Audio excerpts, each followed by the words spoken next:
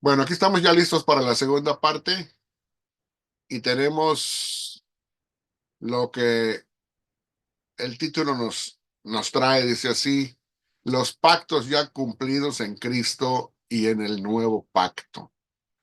Esta parte está tremenda, así que vamos a ver lo que nos dice Stephen Wellum en cuanto al discernimiento que él aplica para entender el pactualismo progresivo.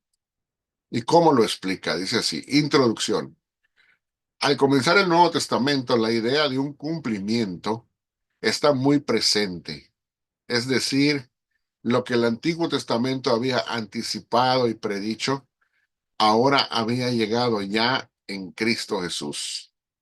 La identidad absoluta de nuestro Señor es la de ser el Hijo eterno del Padre y el Mesías prometido, que ha venido a cumplir el plan de Dios para restaurar el gobierno de vicerregencia de la humanidad. O sea que Adán y Eva eran vicerregentes, la cual lo había perdido en la creación. Claro, cuando la primera pareja cayó en pecado. Jesús nos enseña que Él está cumpliendo ahora todas las promesas del pacto de Dios y estableciendo el reino, o sea, el reino salvador, a través de un nuevo pacto que Dios había prometido, gracias a su obra de obediencia y al derramamiento del Espíritu en Pentecostés o en el día de Pentecostés.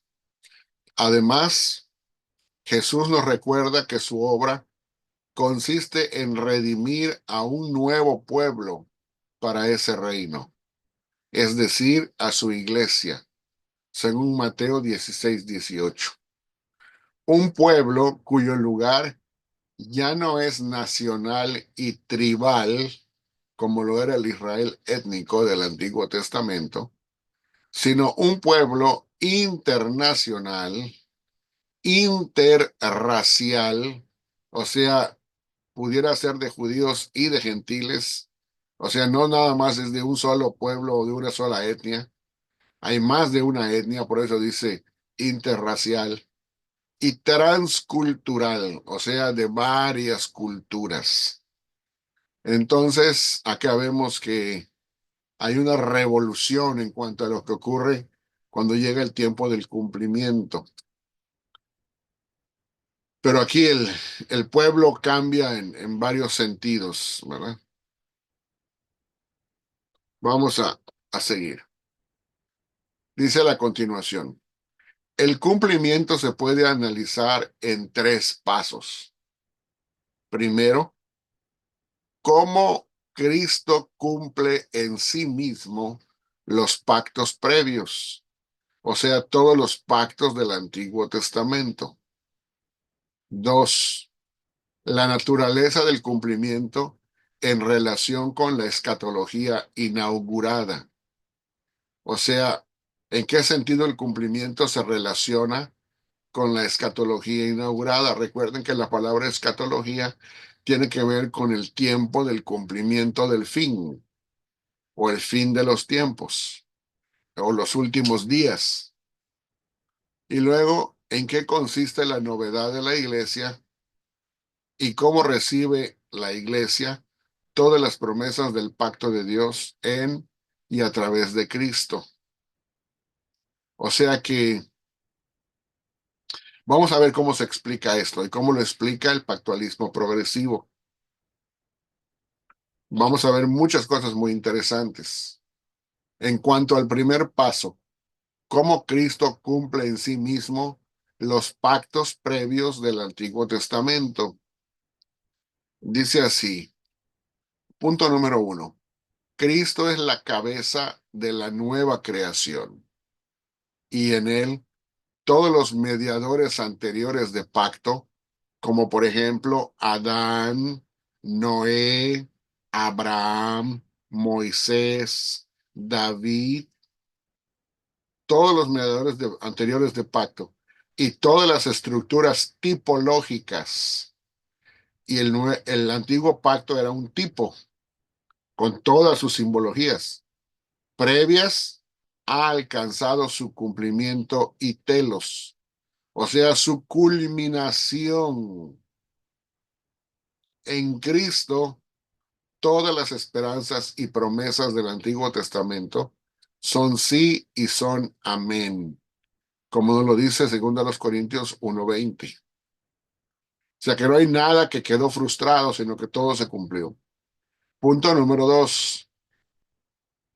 Mediante su encarnación y obra en la cruz, Jesús llega a ser el hijo mayor de David o el hijo principal de David, quien inaugura el reino de Dios, el reino salvador de Dios.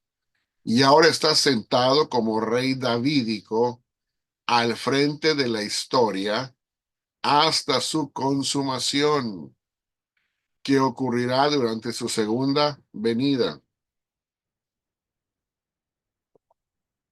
O sea que aunque es rey davídico, el reino salvador de Dios que él viene a inaugurar es un reino espiritual y lo hace a través de su resurrección y ascensión al cielo cuando se sienta en el trono a la diestra del Padre. Ahí toma posesión de su reinado espiritual. Y desde que se sienta allá, ya está reinando como Rey de Reyes y Señor de Señores. Y está haciendo que todos sus enemigos que están en el planeta Tierra y en los aires sucumban y queden abatidos y doblen rodilla ante Jesucristo. Dice así, punto número 3. Jesús es el verdadero Israel. Jesús en forma individual, siendo el rey davídico, porque recuerden que de lo colectivo pasó a lo individual. Del Israel colectivo pasa al Israel individual en el rey davídico. Y Cristo es el verdadero Israel porque Él es el verdadero rey de Israel. Perdón, quien cumple con el papel de Israel y pone fin a su exilio en un nuevo éxodo. Vamos a explicar esto. El éxodo que el primer Israel había experimentado era el éxodo de Egipto. Cuando son sacados de Egipto en el antiguo pacto, son sacados de Egipto y son básicamente rescatados de la esclavitud. Y entonces Dios hace un pacto con ellos cuando los lleva al Sinaí, al monte Sinaí. Aquí es diferente. Aquí el exilio del cual son rescatados es su exilio en el pecado. Desde un punto de vista espiritual, el Israel étnico había estado perdido en el pecado, esclavizado en el pecado. El Egipto espiritual de Israel étnico había sido el pecado, la rebelión y de la desobediencia y la muerte espiritual. Y de ahí es rescatado, de ahí es libertado el pueblo de Israel cuando Cristo llega y entonces hay un nuevo éxodo. Cristo viene a libertarlos del pecado y de la muerte, desde ese Egipto espiritual. Dice, y que muestra obediencia, o sea, aquí el verdadero Israel, que es Jesús, muestra obediencia en lugar de la desobediencia de Israel étnico. O sea, que él como verdadero israelita cumple lo que el pueblo de Israel étnico nunca pudo cumplir en su tiempo de historia, desde que fue constituido como nación en el monte Sinaí hasta el momento en que Cristo vino a la tierra. Sigue diciendo aquí. Ahora vamos a ver el cuarto punto de cómo se cumple en Cristo mismo todos los pactos previos. 4. Jesús es la verdadera simiente de Abraham y el que constituye a todos aquellos que están unidos a él por fe en verdaderos hijos de Abraham. y herederos de todas las promesas abrahámicas. O sea que siendo él la verdadera simiente de Abraham, cuando nosotros por fe nos unimos a él nos constituye también en verdaderos hijos de Abraham por la fe. Y eso hace que recibamos todas las promesas que nos corresponden como verdaderos hijos por fe. Todas las promesas que Dios le hizo a Abraham no las transfiere a nosotros, porque estamos en Cristo. No es que nos las transfiera sin estar en Cristo, no. Solamente los que están unidos a Cristo por fe vienen a ser incluidos en esas promesas. Número 5. Jesús como el último Adán o como el postrer Adán, como algunas Biblias lo traducen, y el primer hombre de la nueva creación, cumple el papel fundamental de Adán, del primer Adán, y el pacto de la creación. O sea, que lo que el primer Adán no pudo cumplir porque cayó en pecado, este último Adán sí lo logró cumplir porque fue impecable y no falló en nada. Y lo que el pacto de la creación le dijo a Adán el primero que hiciera, pero no pudo, el último Adán lo hizo.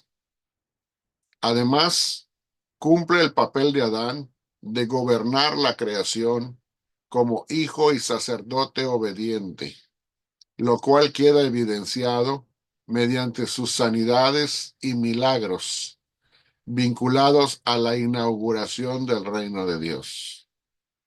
O sea, cómo iba gobernando su creación a través de cómo se desenvolvía entre el pueblo, haciendo sanidades y milagros, como rey que dispensa su gracia a sus súbditos, una gracia espiritual.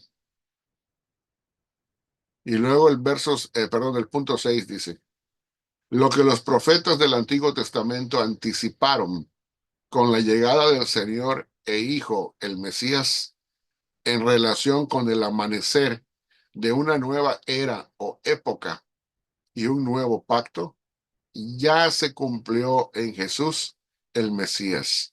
No es que se va a cumplir cuando venga por segunda vez, sino que ya se cumplió. ¿Recuerdan cuando Cristo murió en la cruz? Y la escritura dice allá en Juan, capítulo 19, si no me equivoco, dice, todo se ha cumplido. Es lo que dijo Jesucristo justo antes de morir. Dijo, todo se ha cumplido. O como dice la versión Valera, consumado es. Pero otra versión dice, todo se ha cumplido. Es lo mismo. Continuamos. Ahora vamos a pasar al segundo paso. La naturaleza del cumplimiento. ¿De qué tipo de cumplimiento estamos hablando?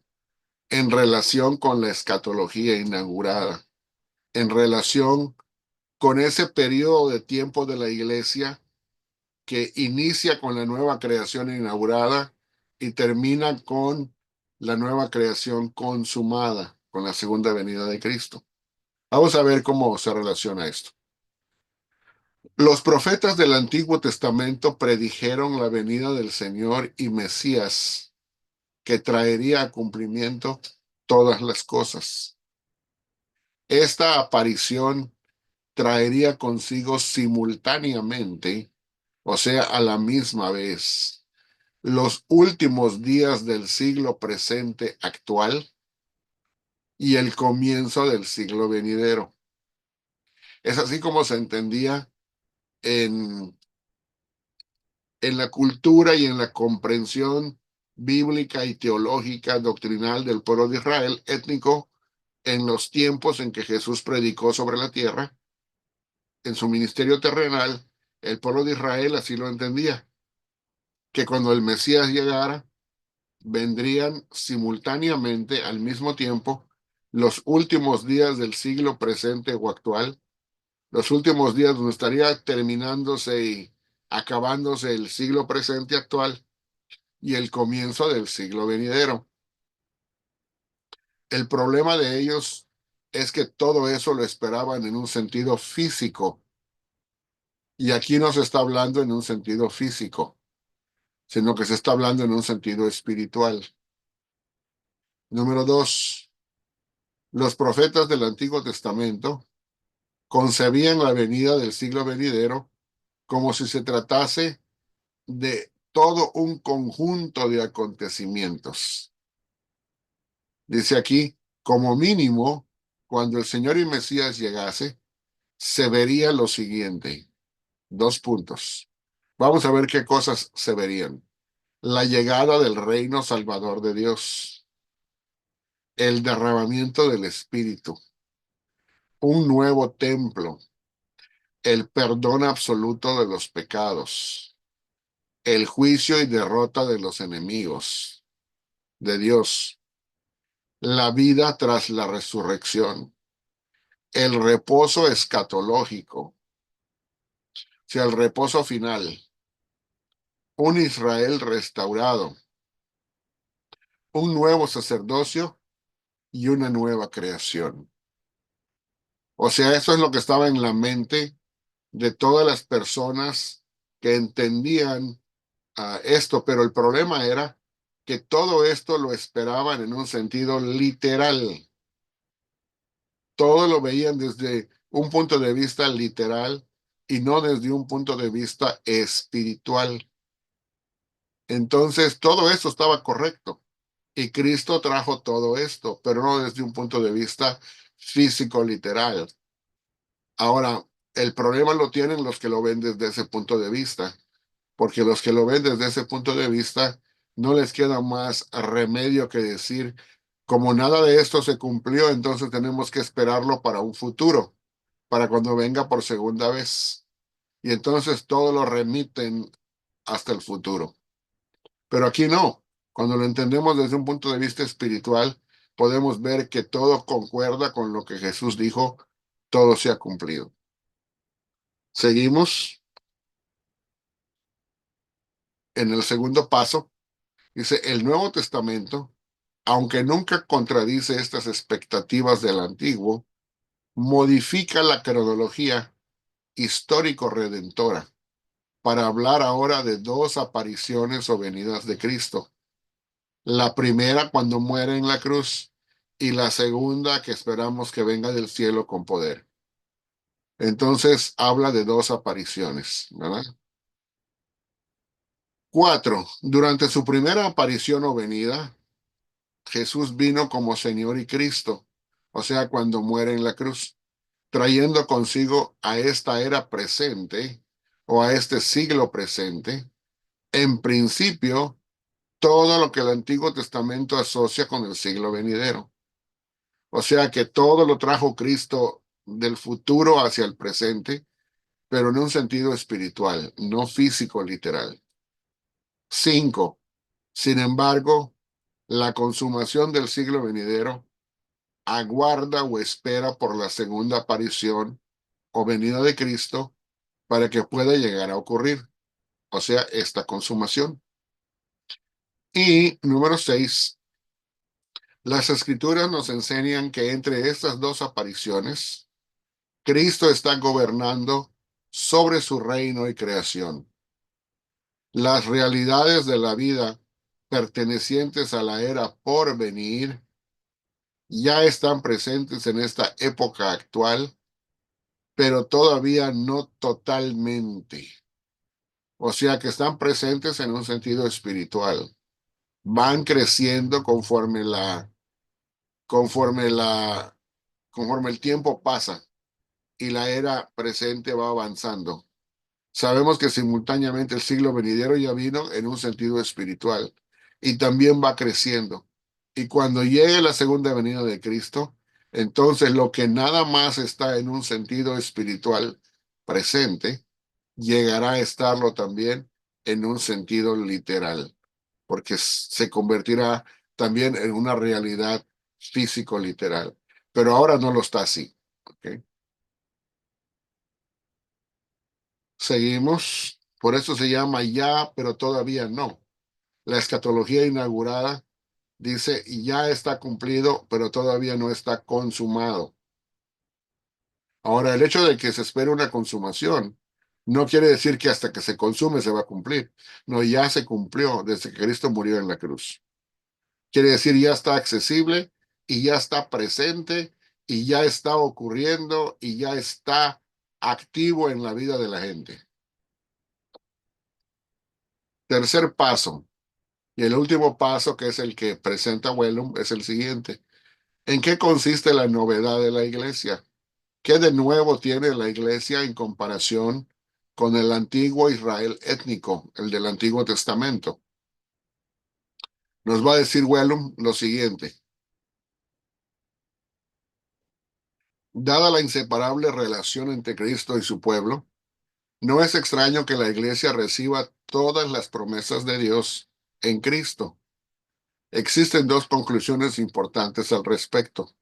Primero, la iglesia es parte del pueblo único de Dios, o sea, los escogidos, que ha existido a lo largo de la historia, el cual es salvo por gracia a través de la fe en las promesas de Dios, fundadas solamente en Cristo, pero que es nuevo desde el punto de vista del pacto y constituido como un pueblo regenerado.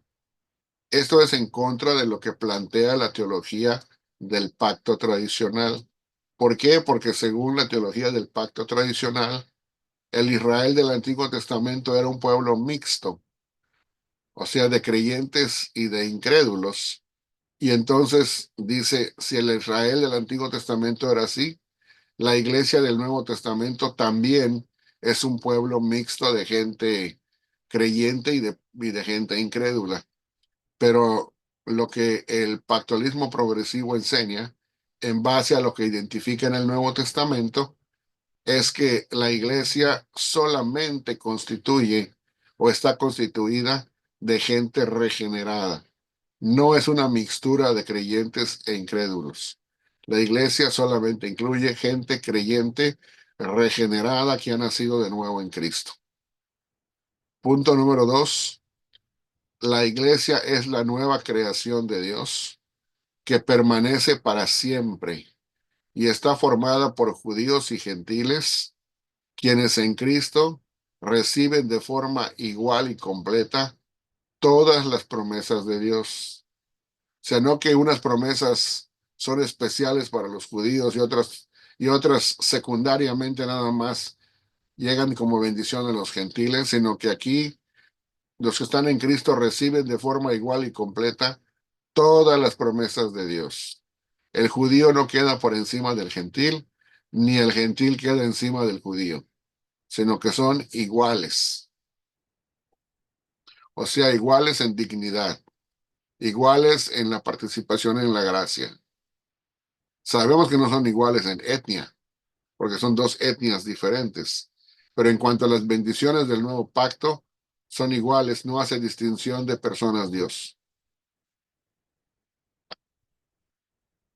Tres, la iglesia no constituye un paréntesis en el plan de Dios, ni un ejemplo actual de lo que será Israel como nación y las naciones gentiles durante el milenio o en la consumación, como si fueran diferentes receptores de diferentes bendiciones.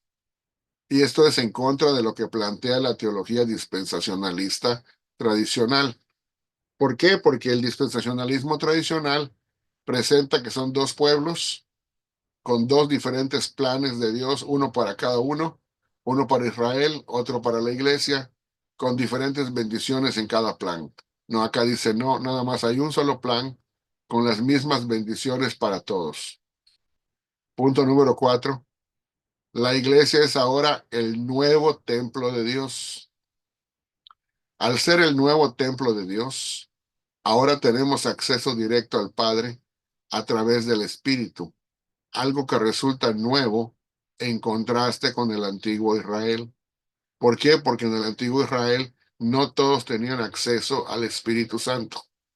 Solamente los líderes, los que estaban en posiciones especiales de liderazgo y alguna que otra persona que era obediente a Dios, pero no todos en el pueblo eran portadores del Espíritu Santo. cosa que es diferente en la iglesia. En la iglesia todos tienen la unción del Espíritu. 5. La iglesia no es solamente una extensión de Israel, del Israel étnico, o una amalgama de judíos y gentiles étnicos. No. La iglesia es algo nuevo. Es una tercera entidad que es cristiana. La iglesia no es un sustituto de Israel o un reemplazo de Israel, ni tampoco es una renovada demostración del mismo Israel, ni una fase dentro del plan de Dios que terminará en el futuro cuando Dios retome su antiguo plan para el Israel étnico y las naciones. Entonces, esto es lo que nos dice Stephen Wellum. Y queremos terminar haciendo una recomendación. Les recomendamos la lectura de este diccionario de recién publicación por CLIE, Diccionario de Profecía y Escatología, buenísimo diccionario. Recién se publicó en el 2024. Y acá tenemos Escatología inaugurada. Les recomendamos el artículo de las páginas 226 a la 227 y también explica todos los tipos de escatologías que hay. Por eso es que es muy bueno. Es editado, publicado por Roberto Galvez Alvarado y pues está disponible para que lo puedan adquirir. Lo recomendamos ampliamente. De Editorial CLIE. Y de allí vamos a la pregunta. Dice así: ¿alguna pregunta sobre el análisis del cumplimiento según el pactualismo progresivo? El análisis del cumplimiento son esos 3 pasos que acabamos de ver, con todos sus postulados. ¿Alguna pregunta sobre el análisis del cumplimiento según el pactualismo progresivo? Vamos entonces a dejar de compartir y a ir ahora sí a las preguntas. ¿Alguna pregunta o algún comentario? Pueden abrir su micrófono.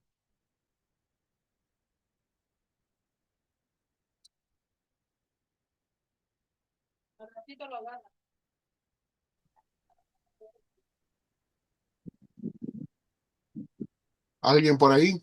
Hermano Amos. Gracias, hermano Ben. Excelente esta segunda parte, cada vez más emocionante. Bueno, en cuestión de, como que ya, quedamos ya abiertos a cualquier pregunta.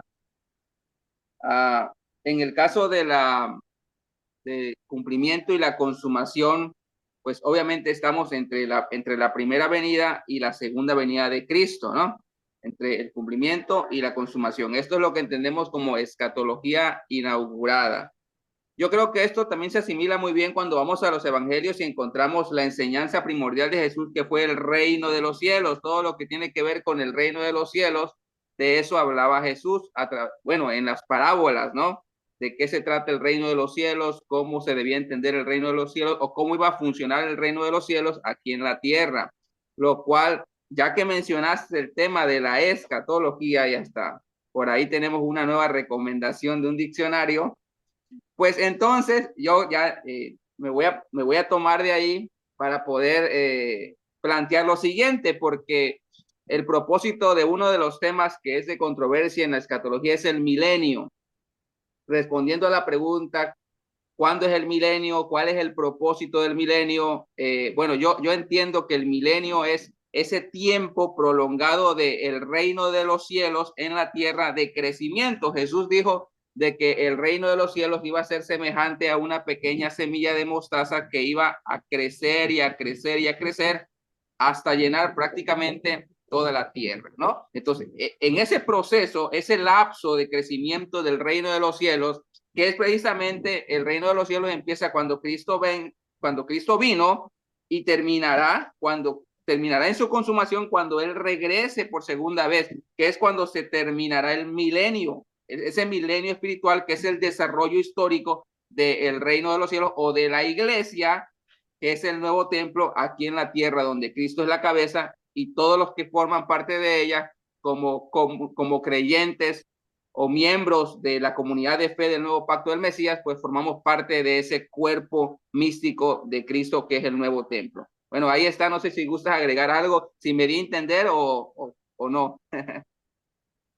Sí, es muy interesante desde el punto de vista de los que son pactualistas progresivos.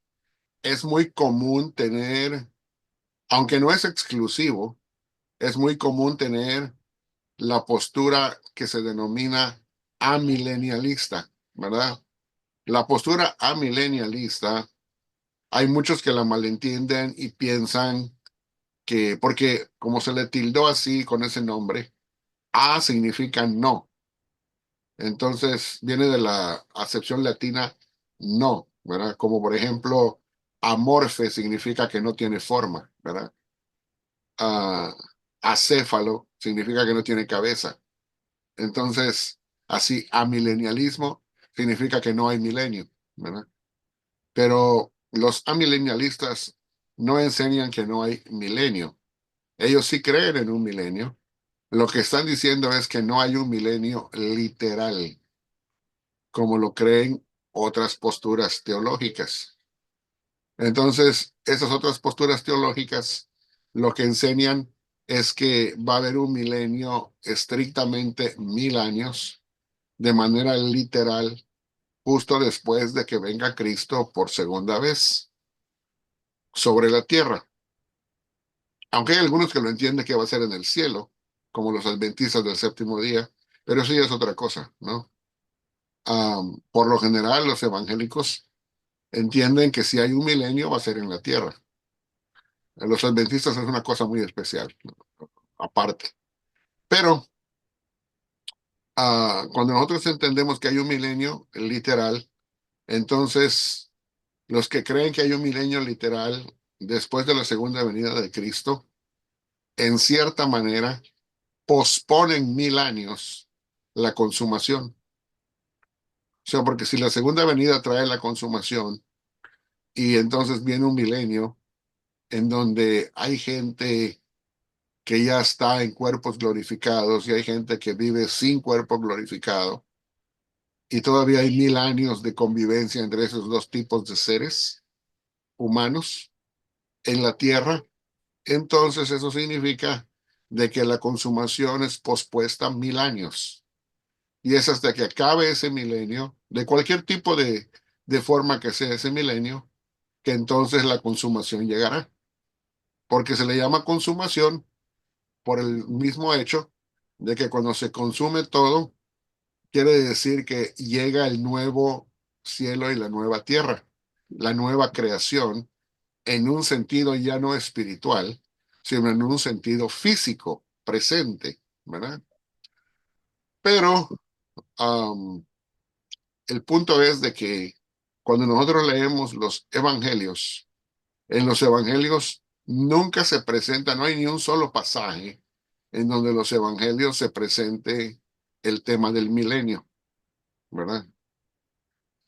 También cuando llegamos a las epístolas, no hay ningún pasaje en donde se mencione tan siquiera la idea del milenio, ni en las epístolas de Juan, ni en las epístolas de Pedro, ni tampoco en las epístolas de Judas o de Santiago o de cualquiera, ¿verdad?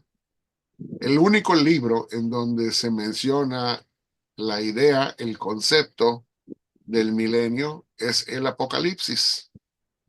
Entonces es un libro altamente simbólico, porque el mismo título nos lo dice, que tiene literatura apocalíptica, que tiene mucho tipo de símbolos. Y el tema es que se toma el pasaje que está ahí en el capítulo 20 de Apocalipsis y se interpreta de una manera literalista. Se toma como que son 1000 años físicos literales. Pero para eso se tiene que tomar también de una manera literalista la segunda venida de Cristo sobre un caballo blanco, que está en el capítulo 19 de Apocalipsis. Y entonces eso nos lleva a otro punto, también que tiene que ser tomado desde un punto de vista literalista, que es que el libro de Apocalipsis está haciendo una descripción cronológica y secuencial de eventos históricos que ocurrirán en un futuro. Entonces, se tiene que presuponer que tiene un orden cronológico, histórico, secuencial, y tienen que interpretar aparte de un sentido histórico literal dos eventos que están representados de manera simbólica y figurativa en el libro de Apocalipsis. Pero si no fuera así, y entonces, que eso es lo que creen los premilenialistas, que es la otra postura, si no fuera así, entonces la otra opción, como tú mencionaste, es que el milenio sea un milenio espiritual y que ese milenio espiritual sea lo que está mencionado ahí simbólicamente con el número 1000, ¿verdad? Y que de esa manera se esté refiriendo al periodo de reinado espiritual que la iglesia tiene con Cristo a través del Evangelio, desde que viene por primera vez hasta que venga por segunda vez. Y eso para muchos congenia mucho mejor si se interpreta desde esa manera. Ahora, vuelvo a repetir, el pactualismo progresivo es bastante flexible en cuanto a ese punto, porque como no altera toda la progresión de los pactos y no altera toda la progresión desde el cumplimiento hasta la consumación, entonces el pactualismo progresista te puede decir, si tú crees en un milenio físico después de la segunda venida de Cristo, está bien, te lo permito. O si no lo crees así y crees que es un milenio espiritual entre las dos venidas de Cristo, también te lo permito y en cierta manera queda mucho mejor, te dice. Y entonces ya cuando Cristo venga por segunda vez, entramos de lleno al nuevo cielo y a la nueva tierra, sin ninguna posposición, ¿verdad? Ahora, el punto es de que eso es una cosa secundaria, ¿verdad? Y como creyentes cristianos, no debemos de sentirnos divididos por eso. Yo te quiero decir que yo he conocido hasta iglesias que se han dividido porque creen diferente en cuanto al milenio. Se pelean por el milenio, se dividen por el milenio, aunque crean igual en todo lo demás, pero como creen diferente en eso, se dividieron y luego no se pueden ver, cuando en realidad el milenio no es una doctrina cardinal de la iglesia, es algo secundario, ¿verdad? Sí, adelante. Bueno, pero tomando en cuenta las mismas palabras que mencionabas hace rato de que el hecho de creer de que el milenio sucederá después de que Cristo regrese, entonces eso sería suponer que el regreso de Cristo no es la consumación. Así es. Eso significa que, como digo, se pospone por 1000 años. Entonces, eso es lo que trae a un quiebre la diagramación y trae un quiebre.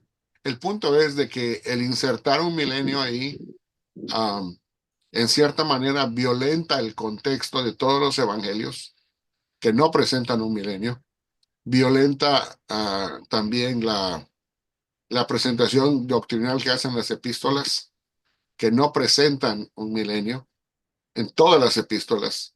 Y como vuelvo a repetir, solamente es un libro, el de Apocalipsis, el que sí se interpreta a la letra, entonces se llega a la conclusión de que hay un milenio. Ahora bien, hay otra cosa que tengo que decir.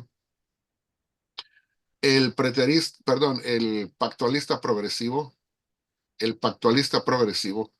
aun si tú crees en un milenio, él te va a decir no hay ningún problema, siempre y cuando el milenio en el cual tú estás creyendo es según la versión del premilenialismo histórico, que es un premilenialismo cristiano, cosa que no muchas veces se diferencia de otros tipos de milenialismo que ya son judaicos, que ya son dispensacionalistas.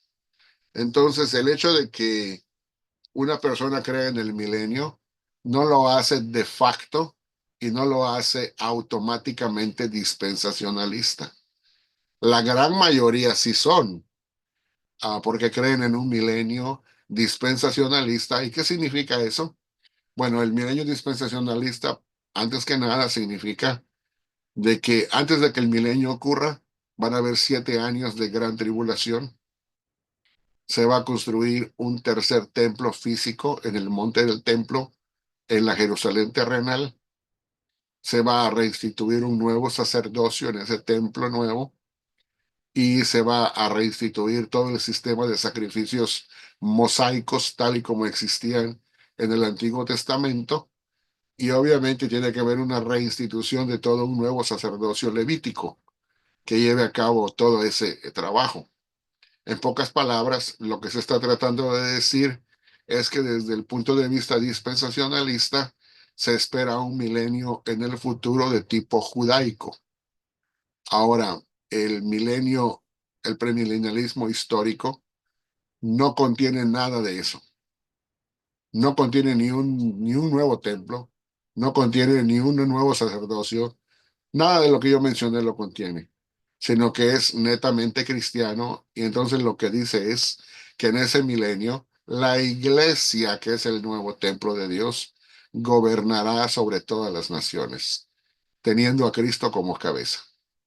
Pues lo que hace es que ya no tiene al Israel étnico como la nación principal que gobierna sobre todos, sino que tiene a la iglesia como un ente espiritual gobernando sobre todas las naciones. Esa es la gran diferencia. Y no es de orden judaico. Eso se llama premilenialismo histórico, que también existe.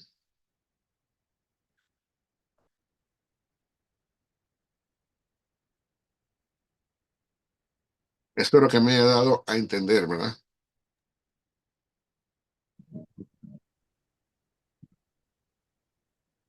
¿Alguna otra pregunta? Ya te metiste a temas más serios.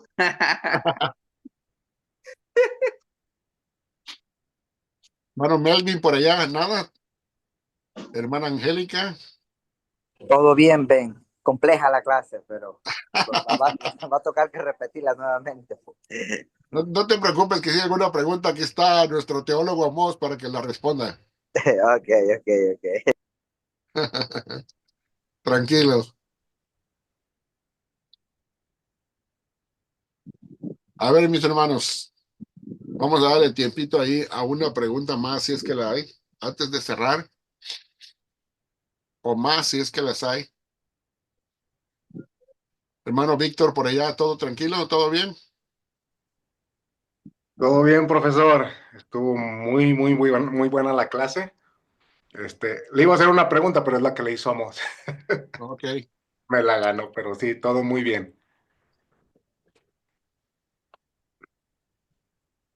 Y yo creo que se va a ir aclarando más cuando toquemos el dispensacionalismo progresivo. Cuando toquemos el progresivo, ahí nos vamos a dar cuenta de que hay muchas cosas que el progresivo ya está de acuerdo con el pactualismo progresivo, pero hay algunas en las que no está de acuerdo, que es sobre el tema de Israel y la iglesia, y es ahí donde vamos a ver las diferencias. ¿Ok? También van a haber algunas cosas de diferencia entre el reino de Dios, el reino salvador de Dios, en cuál fase estamos y cómo lo entiende el dispensacionalismo progresivo, que también va a ser un poco diferente. Pero pues para allá vamos a ir las próximas clases. Sigamos. Sí, solamente una pregunta o una sugerencia. Como ya vamos a cambiar del pactualismo progresivo y vamos a entrar a la otra postura, eh, no sé si más adelante vayas a tocar el tema de cómo el pactualismo progresivo entiende la ley de Cristo en el nuevo pacto. Sí, lo vamos a tocar cuando hagamos la última clase. Vamos a dar unas clases sobre dispensacionalismo progresivo y finalmente vamos a dar una clase sobre teología del nuevo pacto.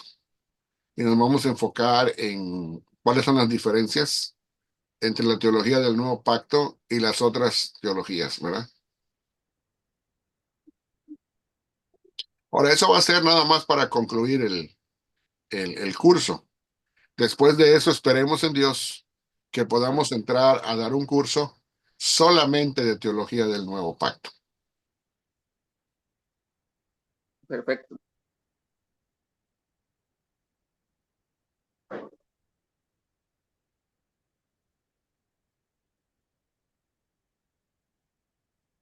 Bueno, parece que, hermana Angélica, a ver cómo quedó su micrófono.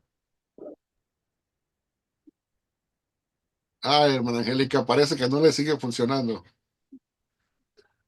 Qué lástima. Yo quería escuchar su pregunta, porque siempre tiene buenas preguntas. Que te las mande por WhatsApp. Sí, mándamelas por WhatsApp para ver si así la podemos contestar.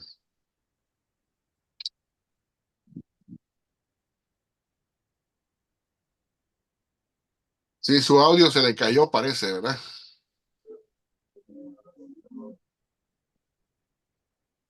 Bueno, ¿alguna otra pregunta?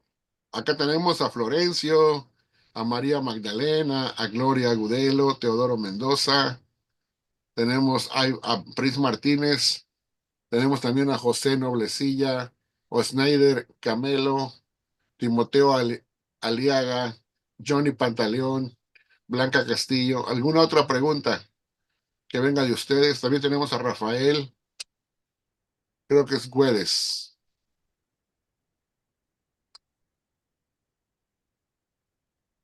¿Alguna pregunta o todo bien? Y también tenemos a Ishora Silva.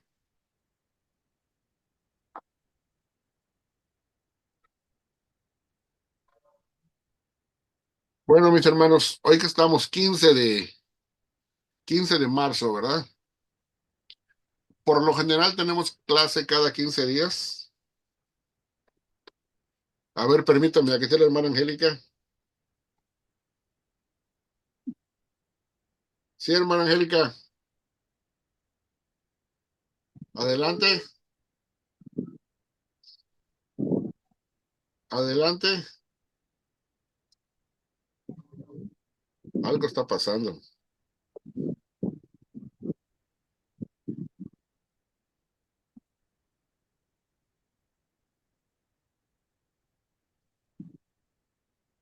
Vamos a ver. Le voy a marcar yo para ver si ahora sí me logra contestar.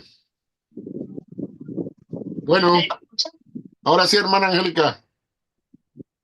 Sí, lo que yo quería preguntarle es lo que usted mencionó en la parte anterior, sobre que en el Antiguo Testamento había un remanente que eran regenerados. Y yo tenía entendido que la regeneración era solo del Nuevo Testamento, que era propio de la nueva creación, del nuevo hombre. Entonces eso no me quedó muy en claro. Ok, vamos a tocarlo ahorita. Gracias. Bueno, escucharon la pregunta. La pregunta de la hermana básicamente fue, ¿cómo es posible que hayan regenerados en el Antiguo Testamento cuando supuestamente eso es nada más algo del Nuevo Testamento? Bueno, no necesariamente es así, hermana Angélica. Vamos a ver. Cuando nosotros empezamos a analizar la escritura, vemos, por ejemplo, en el capítulo 11 de Hebreos, que nos habla de los héroes de la fe.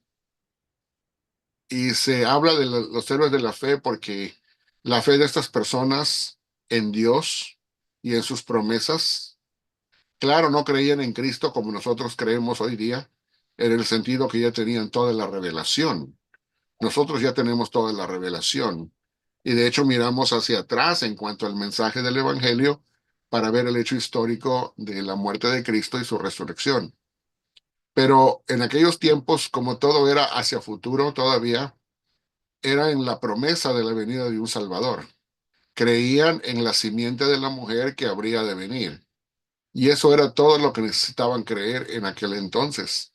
Porque creer en la simiente de la mujer, en esa promesa, era creer en la palabra de Dios. Y era creerle a Dios mismo. Ahora bien, la Biblia nos habla de cómo, nos muestra el ejemplo de cómo Abraham fue justificado por la fe. Entonces, si Abraham fue justificado por la fe y él fue el padre de todos los justificados, tanto de entre los judíos como de entre los gentiles, entonces la pregunta sería, si Abraham fue justificado por la fe, ¿quiere decir entonces que él fue justificado, pero no fue regenerado en el antiguo pacto? O en las personas del antiguo pacto, todos aquellos que fueron justificados por la fe, de la misma manera entonces fueron regenerados, porque es parte del mismo paquete. Si uno es justificado para entonces ocurra en esa persona una regeneración. Ahora bien, la diferencia no está, te lo voy a explicar despacio, la diferencia no está entre en que en el antiguo pacto no había regeneración y que eso es nada más algo del nuevo pacto. No es así, sino que en el pueblo de Israel, por así decirlo, había gente que estaba justificada y regenerada por fe, como Moisés, por ejemplo, y había gente que no era creyente, que no estaba justificada y que no estaba regenerada, aunque tenían la circuncisión física en su prepucio. Pues eso los hacía externamente parte del pueblo de Israel, pero como decían los profetas y el mismo Moisés, no estaban circuncidados de corazón, nada más estaban circuncidados externamente en la carne. Entonces, sí habían justificados y sí habían regenerados de corazón, pero no era la mayoría del pueblo. Los que estaban regenerados de corazón es a los que siempre Dios les ha llamado su remanente en el Antiguo Testamento. Ese remanente eran justificados todos por fe y eran todos regenerados. ¿Cuál es la diferencia en el Nuevo? En el Nuevo es que no hay una parte mayor de incrédulos y una parte remanente de creyentes regenerados, sino que en el Nuevo todo el cuerpo, sea mucho o sea poco, todos son regenerados y todos son previamente justificados. Espero que me haya dado a entender, ¿verdad? ¿Sí estuvo claro eso, hermana?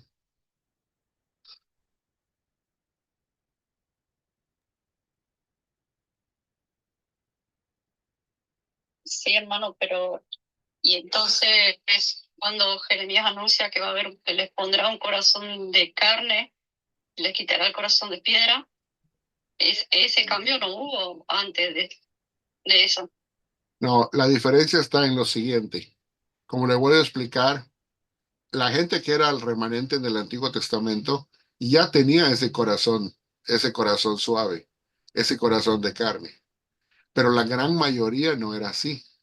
La gran mayoría del pueblo no era de esa manera. Entonces la gran mayoría del pueblo fallaba y fallaba y fallaba y fracasaba en cuanto a lo que pedía el antiguo pacto. Entonces lo que el nuevo pacto establece y promete es que a partir de que llegue el nuevo pacto, Dios lo iba a llevar a cabo en todas las personas. ¿Se me doy a entender? Lo iba a llevar a cabo en todas las personas del nuevo pacto. Todos aquellos que se cobijaran bajo la fe del nuevo pacto, todos iban a ser regenerados. ¿Por qué? Porque todos iban a ser circuncidados de corazón. Por ejemplo, ¿cómo lo explica ahí? En la promesa dice, y todos conocerán a Dios. ¿Por qué dice que todos conocerán a Dios como algo nuevo? Porque en el antiguo pacto los que se consideraban que conocían a Dios eran los sacerdotes que ministraban en el templo o en el tabernáculo.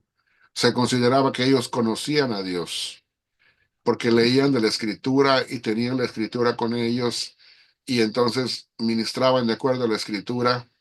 Muchos de los sacerdotes también eran profetas al mismo tiempo. En fin, tenían una relación cercana con Dios. El resto del pueblo era como el pueblo laico que no creía absolutamente en nada, eran más paganos que nada. Y entonces, aunque la ley les pedía hacer de manera diferente, eso no significaba que la ley los capacitaba para ser personas cambiadas. La ley nada más les mostraba su pecado, pero no les daba la capacitación para cambiar sus corazones. Entonces, como el Espíritu Santo no estaba en todos, nada más estaba en unas pocas personas.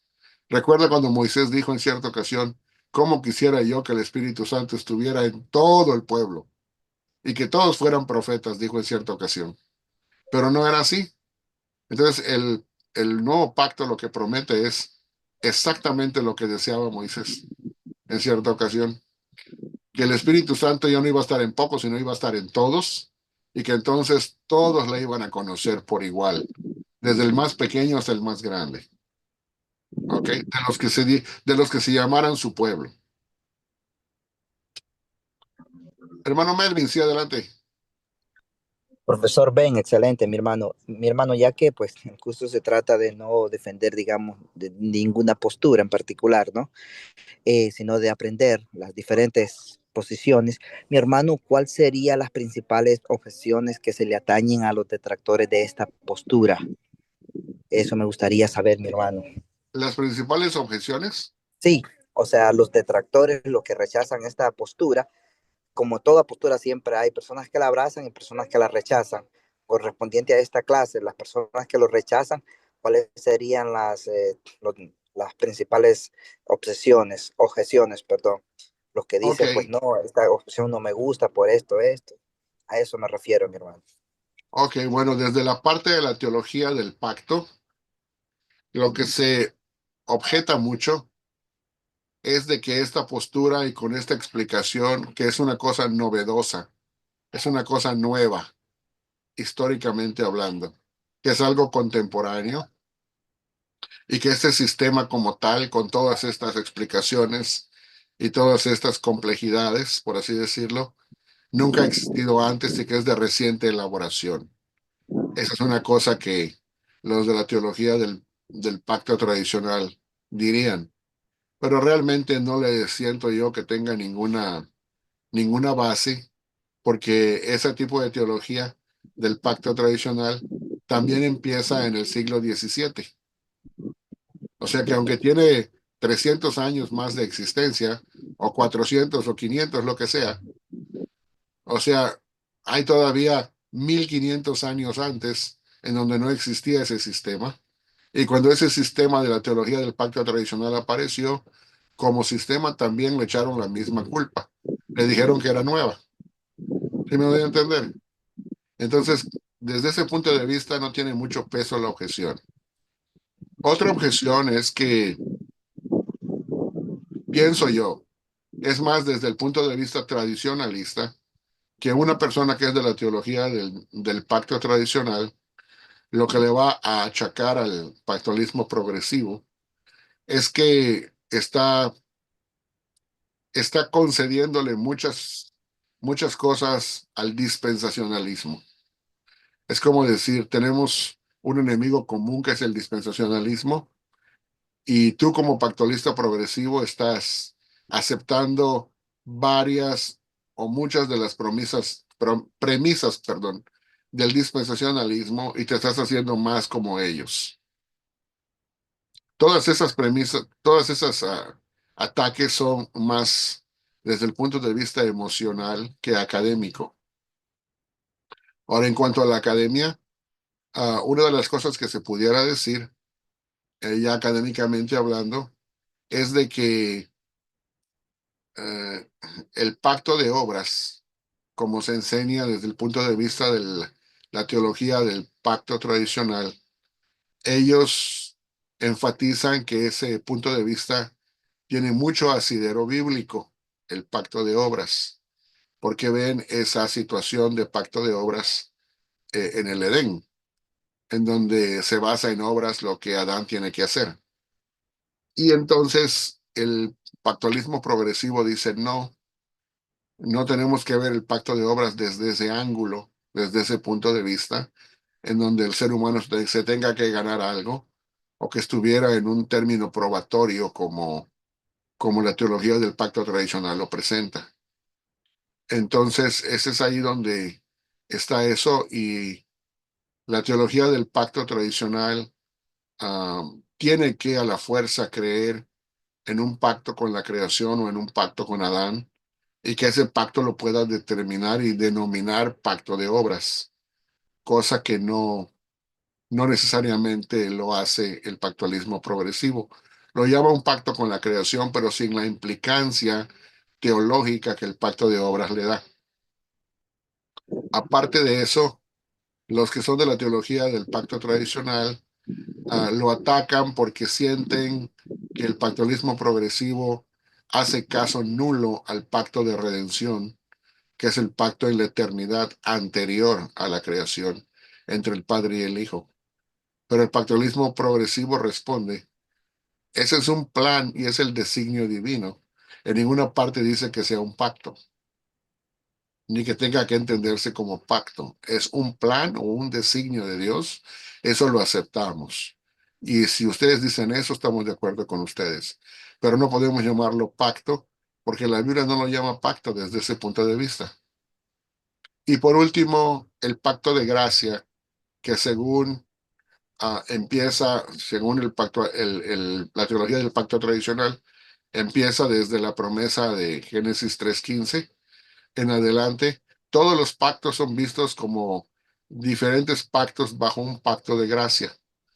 De manera que el pacto de Moisés es visto como una administración del pacto de gracia.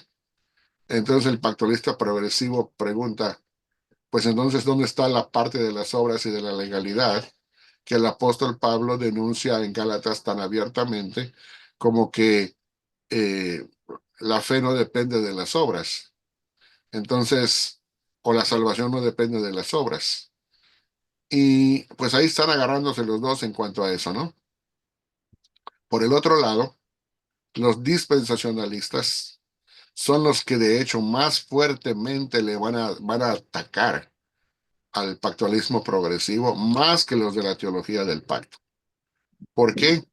Porque el pactualismo progresivo borra del mapa la característica principal, el distintivo principal del dispensacionalismo.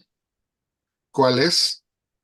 Hacer una diferencia entre el Israel y la iglesia bajo el nuevo pacto. Bajo el nuevo pacto, el dispensacionalista mantiene muy estrechamente, de una manera inflexible, una diferencia entre Israel étnico y la iglesia, diciendo que no son lo mismo, y que el plan de Dios no, y las promesas de Dios no tocan a ambas entidades de la misma manera y en la misma forma o al mismo tiempo. De hecho, a veces algunos dicen, hay un nuevo pacto que afecta de diferente manera a ambas entidades. Otros han llegado a decir, no, son dos nuevos pactos. Dicen, uno es para una entidad, el otro es para la otra entidad. Y hay otros que dicen, sí es así, pero el primer nuevo pacto para la iglesia ya está en función y el otro todavía ni siquiera se ha cumplido. Es hasta que venga por segunda vez. Entonces, dentro del dispensacionalismo, no hay una sola postura para contrarrestar eso, pero en donde sí todos los dispensacionalistas están de acuerdo en atacar al pactualismo, es que el pactualismo progresivo borra la diferencia bajo la dispensación de la iglesia entre el Israel étnico y la iglesia, dando a entender que la iglesia es el plan final de Dios y que la iglesia incluye también a judíos étnicos por la fe en Cristo y que son compartidores por igual de todas las promesas de Dios. Y entonces, en base a eso, van a empezar a atacar al pactualismo progresivo desde diferentes ángulos, desde la parte eclesiológica, desde la parte salvífica, desde la parte escatológica. Hay muchas cosas que la distinción que ellos hacen afecta el entendimiento de todo lo que es futuro. ¿Sí me doy a entender?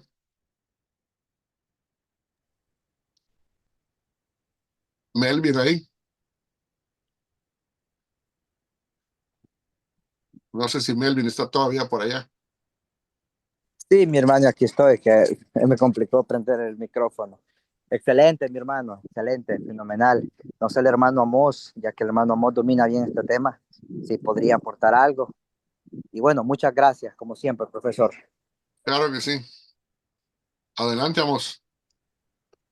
Saludos, Sí, hermano pastor, Melvin. No, no es que domine mucho el entiendo, tema. pastor. Yo estoy un Está claro. estilo nada más de trato de aprender.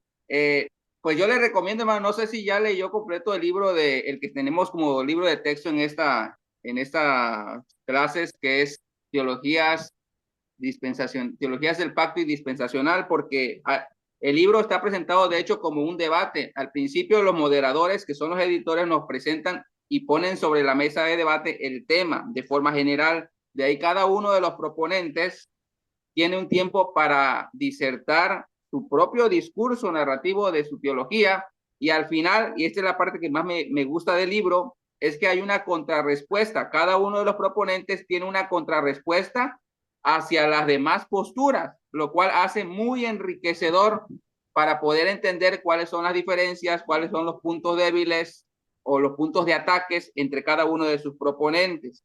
Ese sería mi recomendación. Otra cosa es que, por ejemplo, entre la teología del pacto tradicional y la teología dispensacional, hay que entender que cada una funciona desde ciertos parámetros distintos. Una parte de la teología sistemática y otra, la teología del pacto tradicional, parte de la teología bíblica. Obviamente, cuando hacemos esta diferencia entre teología del pacto tradicional y teología dispensacional, vamos a decir ciertamente la teología del pacto aboga por una teología bíblica, que es mucho más bíblica que la teología que tiene la postura dispensacional. Sin embargo, el pactualismo progresivo, que también aboga por una teología bíblica, es mucho más bíblica y parten desde ciertos puntos básicos como, ¿cómo vamos a decir que la teología del pacto es proponente de la teología bíblica si propone pactos que ni siquiera se mencionan en la Biblia, como el pacto de obras o el pacto de gracia, ¿no? En esos términos. Entonces yo creo que si hablamos de teología bíblica, realmente la teología del pactualismo progresivo es mucho mayor consistente, pues obviamente con la Biblia. Esa sería mi respuesta. Excelente, mi hermano, muchas gracias, brother. Ahora sí quiero concluir esta pregunta, ¿verdad? Si me permites, diciendo de que el hecho de que nosotros opinemos más a favor de esta que de otras, no significa que esta sea la última gota del desierto, ¿ok? Ni tampoco estamos diciendo que es la última palabra. Tampoco estamos diciendo que es perfecta, que es infalible. Tampoco. Estamos diciendo nada más lo que objetivamente logramos ver, y eso es hasta ahora, porque puede ser que en el futuro logremos ver otras cosas. Entonces, en cuanto al estudio que estamos haciendo, es hasta donde el Señor nos ha concedido ver en una forma negativa y positiva, y vemos que esta, al estar en una parte centralista, es más balanceada que otras. Pero, como digo, no quiere decir que no tenga ningún defecto. No quiere decir que no tenga ninguna cosa inconsistente. ¿Por qué? Porque es una doctrina, un sistema elaborado por seres humanos. Y como seres humanos que somos, somos falibles. El único infalible es el Espíritu Santo en cuanto a la inspiración de la Escritura. Entonces tenemos que fijarnos siempre en la Escritura, y aunque el Espíritu Santo mora en nosotros y nos guía de todas maneras, en nosotros todavía hay un remanente de pecado en cuanto a nuestra constitución física. Entonces, eso hace que seamos falibles. Entonces, no pretendemos tener la última palabra, pero sí pretendemos hacer un análisis exhaustivo y y tratar de obtener lo mejor que se pueda. La Escritura misma nos dice, examinadlo todo y retened lo bueno.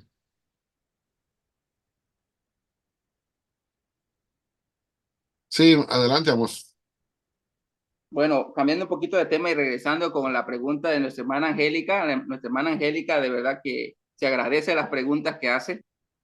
Es una pregunta interesantísima, nada más que parte de repente del prejuicio de la iglesia es aparte e Israel es aparte. Es decir, ese presupuesto que nos presenta el dispensacional, ¿no? La teología dispensacional. Sin embargo, justamente cuando estaba la hermana preguntando, a mí se me viene a la mente el versículo que tú mencionas después, que es en Deuteronomio capítulo 30, versículo 6, cuando el pueblo de Israel todavía no ha entrado a la tierra prometida, está a punto de entrar, y entonces a través de Moisés, Dios le dice al pueblo lo siguiente: el Señor tu Dios circuncidará tu corazón y el corazón de tus descendientes para que ames al Señor tu Dios con todo tu corazón y con toda tu alma a fin de que vivas. Obviamente esto es lo que vamos a encontrar ya en la promesa de el profeta Jeremías cuando se habla del nuevo pacto. Sin embargo, aquí hay algo muy interesante que de repente se nos pasa. El remanente de Israel era el verdadero Israel, es decir, teníamos todo un pueblo circuncidado en la carne, pero incircunciso en el corazón. No todos los que eran circuncidados en la carne eran verdaderamente hijos de Dios, como es lo que ya se va a confirmar en el nuevo pacto, ¿sí? Y no todos eran verdadero Israel, solo aquellos que realmente pudiéramos decir que habían sido no circuncidados en la carne, sino circuncidados en el corazón, porque el propósito de la circuncisión apuntaba a algo mucho más profundo, a esa obra que Dios habría de hacer en el corazón del hombre. Ahora, en el antiguo pacto tampoco podemos decir o negar que el Espíritu Santo estaba presente.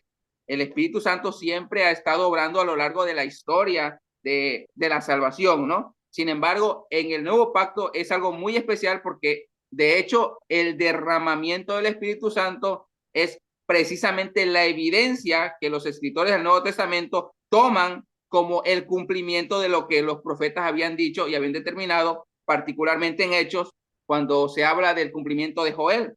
Lo ven como un cumplimiento realizado en ese tiempo. Sin embargo, cuando nosotros vamos, por ejemplo, a Pablo, Pablo nos dice lo mismo. Nos dice que el verdadero Israel no es aquel que está circuncidado en la carne. Hasta dice, en Cristo la circuncisión, hablando de la circuncisión en la carne, de nada sirve, de nada aprovecha. Que el que es verdaderamente circuncidado en el corazón es aquel que viene a Dios a través de la fe, que es el mismo argumento que presentaba nuestro hermano Benjamín. Cuando vamos a Hebreos, en este historial que tenemos, en esta galería de los héroes de la fe del Antiguo Testamento, todos ellos fueron justificados gracias a la fe que obró en ellos. No gracias a que habían sido circuncidados en la carne, no gracias a que guardaban la ley, no gracias a que pertenecían al linaje hebreo o que eran descendientes en la sangre de Abraham, no, gracias a que habían sido a través de la fe conectados con Dios, ¿sí? Y de eso se trata precisamente la regeneración en el nuevo pacto. Y de hecho, cuando nosotros, ya que has explicado eso, de hecho, cuando nosotros nos damos cuenta de quiénes de los patriarcas eran circuncidados en la carne, pues eso tiene que empezar desde el tiempo de Moisés, ¿verdad? Porque aun cuando Abraham fue circuncidado en la carne, en el momento en que fue justificado fue antes de ser circuncidado, ¿verdad? Entonces, pero aún si contáramos a Abraham, un decir, suponiendo, hay otros antes de él que se mencionan en el capítulo 11 de Hebreos, que fueron justificados por la fe y que también fueron circuncidados en el corazón o regenerados, que es el término del Nuevo Testamento, en el mismo sentido, a través del Espíritu Santo. ¿Como quienes?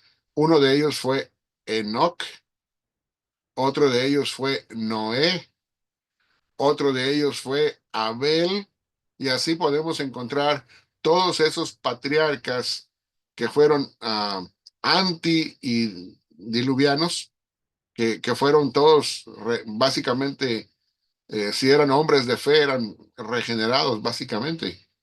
Y toda esa línea fue una línea de creyentes. Ahora, entre los héroes están aquellos que vemos en el capítulo 11, y de ahí podemos nosotros, de una manera certificada, decir que fueron justificados porque son considerados entre los justos, son considerados entre los justificados por la fe, como lo fue Abraham, como lo fue, como digo, Noé, Enoc, Abel.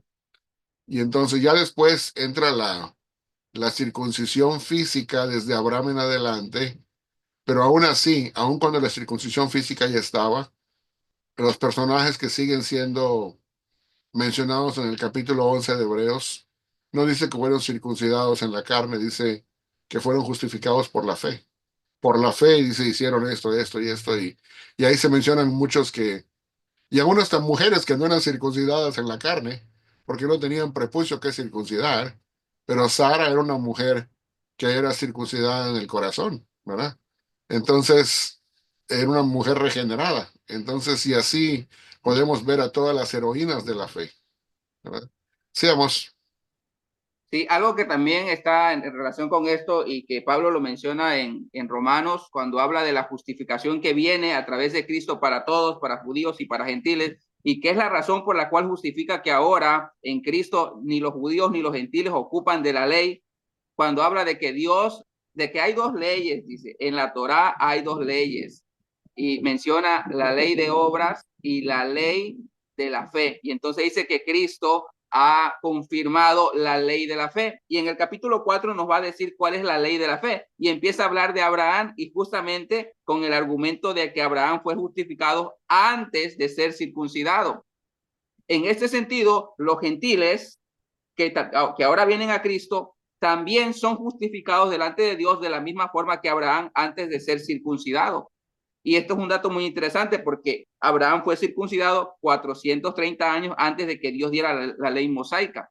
Es decir, que esta misma ley de la cual habla Pablo, que obró Dios en Abraham antes de la circuncisión y antes de la ley mosaica, es la misma ley que obra en Cristo a través, perdón, que obra para los gentiles a través de Cristo, que es la ley de la fe, que es lo que permite que judíos y gentiles ahora, fuera o aparte de la ley, ahora en Cristo Jesús puedan ser justificados delante de Dios.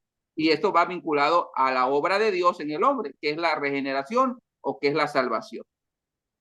Ahora, hermana Angélica, gracias por la pregunta. Y nada más quiero decirle que ya estamos terminando el tiempo, pero sí le garantizo que este punto lo vamos a tocar cuando toquemos la clase última de este trimestre, que es la teología del nuevo pacto, porque ya se va a tocar el punto directamente, porque parte de lo que es la teología del nuevo pacto es creer que en el Nuevo Testamento hay una regeneración y que la iglesia no es en el mismo sentido como lo era el pueblo de Israel desde el Antiguo Testamento. Pues ahí vamos a tocar directamente ese punto. Y luego en el trimestre que viene lo vamos a tocar en detalle, ya con versos bíblicos, así con Biblia en mano, ¿ok? Ahorita nada más le estamos dando así una barnizadita por encima, ¿ok? Pero le prometo que lo vamos a tocar más en detalle, para que entonces quede claro, ¿verdad? Bueno, ¿alguna última pregunta o comentario, mis hermanos? Si no, pues nos vamos a ir despidiendo, porque ya se está venciendo el tiempo, tengo yo casi las 12:30 aquí en mi horario, y yo sé que en otros lugares ya es mucho más tarde, ¿verdad? Bueno, si no, pues entonces me despido.